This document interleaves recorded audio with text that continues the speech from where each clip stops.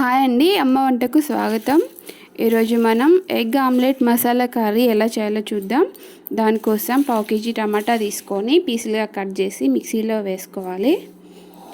ఒక 3 పచ్చిమిర్చి కూడా పీసులుగా చేసి మిక్సీ గిన్నెలో వేయాలి. అల్లం వెల్లుల్లి కూడా కొంచెం వేసుకోవాలి. కొంచెం కొత్తిమీర యాడ్ చేసుకోవాలి. ఇవన్నీ మంచిగా మెత్తగా మిక్సీ పట్టి పక్కన పెట్టుకోవాలి. ఆమ్లెట్ కోసం స్టవ్ మీద ప్యాన్ పెట్టుకొని కొంచెం ఆయిల్ వేసుకోవాలి. ఓన్లీ ఎగ్ బైట్ ఒకటే వేస్తున్నానండి ఆమ్లెట్.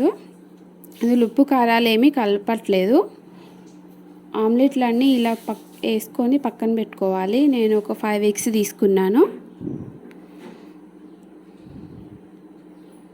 ఆమ్లెట్ మంచి ఇట్లా రెడ్గా అయ్యేదాకా ఫ్రై చేసుకొని పక్కన పెట్టుకోవాలి.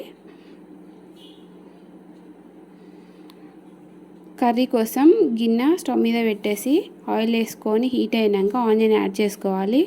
3 యాలక్కాయలు, లవంగాలు ఒక 3, కొంచెం చెక్క పోపులో వేసుకోవాలి.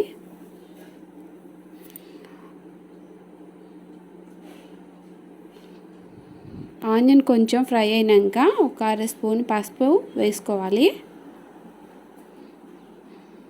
ఆనియన్ మంచిగా బ్రౌన్గా అయినాక మనం మిక్సీ పట్టి పక్కన పెట్టుకున్న పేస్ట్ అందులో వేసుకోవాలి. అంతా మంచి కలిసేటట్టుగా కలుపుకోవాలి. మూత పెట్టేసి ఒక 10 నిమిషాలు కుక్ అయినాక మళ్ళీ ఒకసారి మూత తీసి కలుపుకోవాలి. ఆయిల్ పైకి వచ్చేదాకా ఫ్రై చేసుకోవాలి. సిమ్లో పెట్టి ఫ్రై చేసుకోవాలి. ఒక చెంచాన్నర కారం, 1/2 స్పూన్ గరం మసాలా యాడ్ చేసుకోవాలి. వాటర్ అంతా ఇంకిపోయే వరకు మంచిగా ఫ్రై చేసుకోవాలి పేస్ట్ని. అప్పుడే కూర టేస్టీగా ఉంటుంది, పచ్చివాసన రాకుండా ఉంటుంది. ఈ విధంగా పేస్ట్ ఫ్రై అయినాక ఒక 1/2 లీటర్ వాటరు యాడ్ చేసుకోవాలి.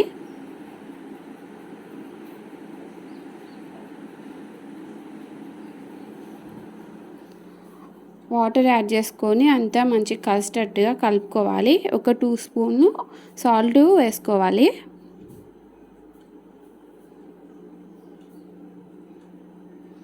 మళ్ళీ ఒక 5 minutes కుక్ అయినాక ఆయిల్ ఇలా పైకి వచ్చినాక మనం పక్కన పెట్టుకున్న ఆమ్లెట్ని ఇందులో యాడ్ చేసుకోవాలి.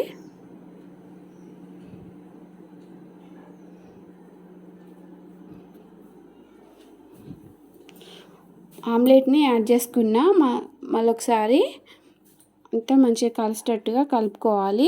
ఆమ్లెట్కి ఉప్పు కారాలు మసాలాలు పట్టేదాకా మూత పెట్టేసి ఒక 5 minutes కుక్ చేసుకోవాలి మీడియం ఫ్లేమ్లో. అప్పుడు ఆమ్లెట్కి ఉప్పు కారాలు మసాలా అంతా మంచిగా పడుతుంది.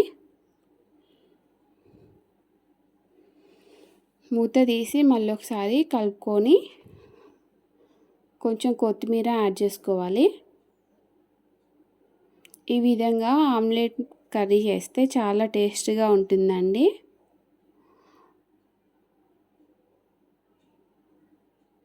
కొంచెం కొత్తిమీర యాడ్ చేసుకోవాలి. కొత్తిమీర యాడ్ చేసుకున్నాక ఒక 2 minutes అయినాక స్టవ్ ఆఫ్ చేసుకోవచ్చు.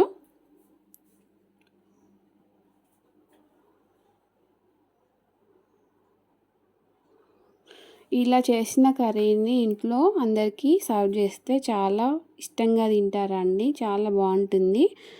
నేను చెప్పినట్టుగా చేస్తే మాత్రం కంపల్సరీగా మంచిగా టేస్ట్ వస్తుందండి.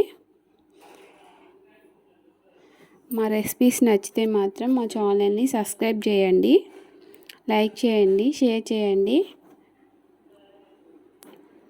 ఇంకేమైనా కావాలన్నా కూడా కామెంట్ బాక్స్లో కామెంట్ చేయొచ్చండి. ఇంకేమైనా రెసిపీస్ కావాలంటే. Thank you.